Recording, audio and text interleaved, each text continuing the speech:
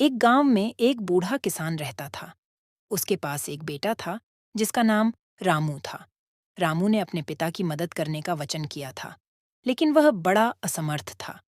उसकी क्षमताएं कम थीं और वह किसी काम को सही से नहीं कर पाता था। एक दिन बादलों ने बूढ़े किसान के खेतों में अच्छी बरसात की।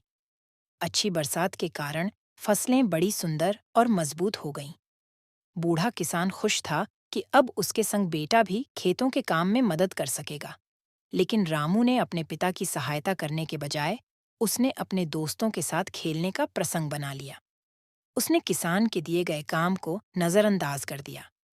एक दिन जब बूढ़ा किसान अपने खेतों में काम कर रहा था, उसने देखा कि उसके बेटे ने खेत की सीमा के पास बैठकर मित्रों के साथ खेलना शुरू कर दिया था। उसके मित्रों ने उसे खेत में सैकड़ों फूलों को तोड़ने के लिए बुलाया। रामू को यह खेल बहुत पसंद आया। वह अपने मित्रों के साथ फूलों को तोड़ता रहा और वे सब एक दूसरे को हंसी में गले लगाते रहे। बूढ़ा किसान ने रामू को खेत में इतना बेकार देखकर दुहक में आकर उसे बुलाया और कहा, रामू, मैंने तुमसे कहा था कि तुम्हें खेत की देखभाल करनी है। तुम्हारी इस अनदेखी ने मुझे बहुत दुखित किया है।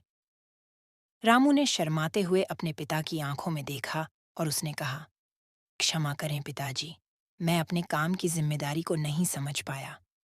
मैं आपके साथ खेलकर समय बिताने के लिए खुश हो गया था, लेकिन अब मुझे यह एहसास है कि मेरी पहली प्राथमिकता हमारे परिवार के खेतों की देखभाल करनी चाहिए।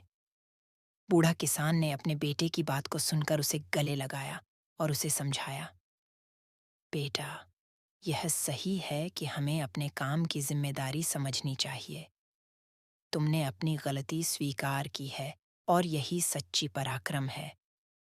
इस कहानी से हमें यह सीख मिलती है कि हमें अपने एक छोटे से गांव में एक युवक नामक था जो अपने परिवार के साथ रहता था। उसका नाम विक्रम था। वह गांव के सबसे बुद्धिमान और समझदार युवा था। उसके पिता का नाम रामचंद्र था, जो एक किसान थे। रामचंद्र ने विक्रम को हमेशा ईमानदारी और मेहनती बनने की शिक्षा दी थी। एक दिन गांव में एक बहुत बड़ा मेला लगा था। मेले में लोगों की भीड़ लगी थी और हर तरफ सजावट थी।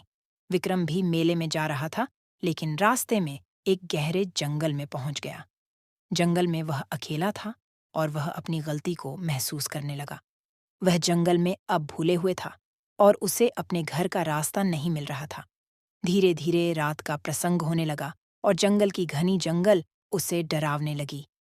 विक्रम को डर लगने लगा और उसने अपने आप को संबोधित किया, यह मेरी गलती है। मैं अपने परिवार को कितना परेशान कर रहा हूँ। उसने अपनी आंखें बंद की और ध्यान देने की कोशिश की ताकि वह ध्यान से घर का रास्ता ढूंढ सके। लेकिन जंगल के अंधेरे में यह काफी मुश्किल था।